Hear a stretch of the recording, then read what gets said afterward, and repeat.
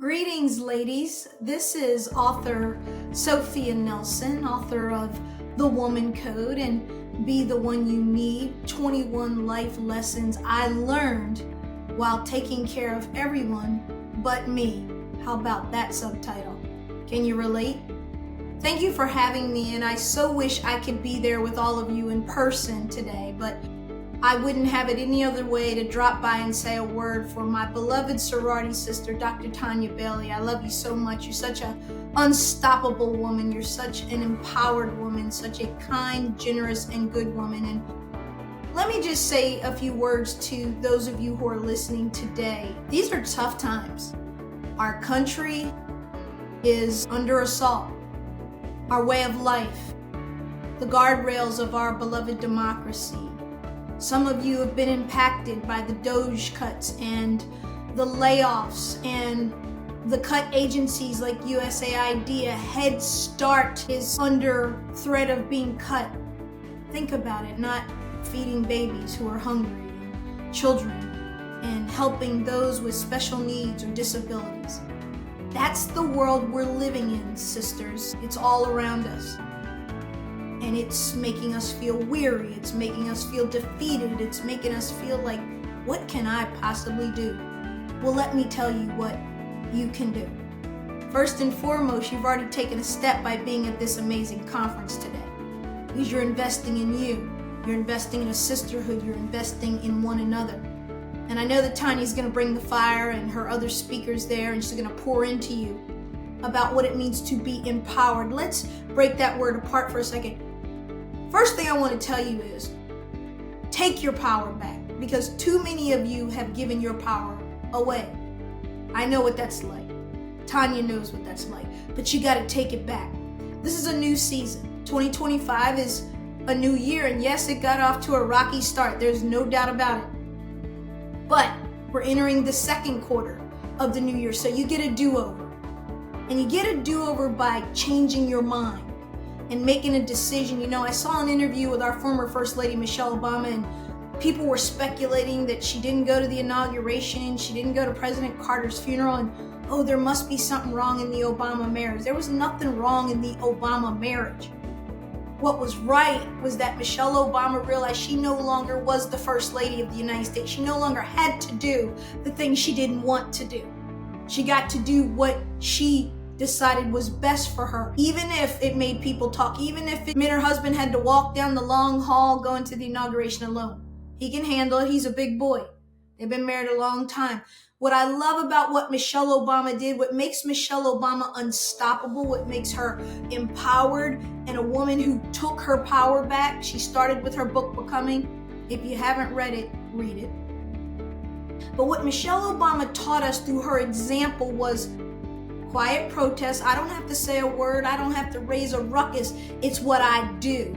It's how I show up. And I can show them better than I can tell them. So here's the thing I want to say to you today. First of all, you have to ask yourself 3 questions. If you want your life to be different, if you want to be unstoppable, and you want to be unbreakable, and you want to be the woman that you want to be, the woman you've dreamed of, the woman you've put on delay and on hold for everybody else but you. It starts with you making a decision up here, changing your mind. The Apostle Paul says what? Well, it's actually in Paul's letter to Timothy, but he says what? Be ye transformed by the renewing of your mind. What does that mean, Sophia? Well, I'm glad you asked. It simply means change your thoughts, renew them, transform them. Do something different, be unstoppable. It's in you. Everything you need, sisters, is already in you. God gifted you with it from the moment you were in your mother's womb to the moment you go to your grave. God has gifted you with everything you need. The question is, do you have the courage? Will you take your power back from distraction and worry and defeat and sickness and depression and loss? God, I do not look like what I've been through, because I've been through some hell. Can I say hell? Sorry, Tanya, you know I have a potty mouth. You know I have a potty mouth, but I love Jesus, but I cuss a little. Listen, It's time to keep it real with each other. That's how we are empowered.